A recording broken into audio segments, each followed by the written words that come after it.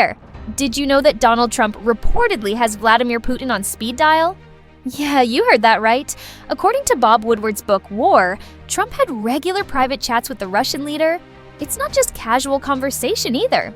During the peak of the COVID-19 crisis, Trump even provided Putin with tests when Americans were struggling to get their hands on them.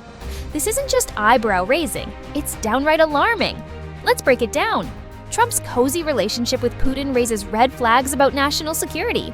Allies like the UK are worried about the secrets they share with us because under Trump, their sensitive information might not be so secure. Imagine that!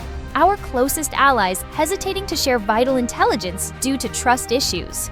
That's pretty scary. It doesn't stop there. Trump's past behavior, like publicly supporting Putin and trying to undermine NATO, suggests he might put his personal relationships over national interests. This could have some serious ramifications for the safety of the US and its allies. How can we trust a leader who seems to disregard expert advice and prioritize his own interests? But here's the kicker. Trump's team's response to these allegations has been dismissive, to say the least. Instead of addressing the concerns, they've resorted to personal attacks against Woodward, calling him demented and deranged. This reaction isn't just unprofessional, it's worrying. It raises questions about Trump's judgment and his ability to handle criticism, key traits you'd expect from a president.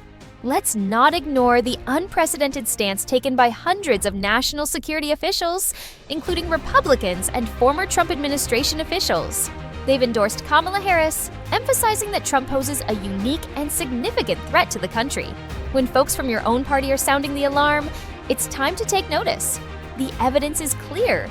Trump's actions pose a serious threat to U.S. national security. His ongoing pursuit of power, despite the risks, is a testament to his self-serving nature and disregard for the nation's well-being.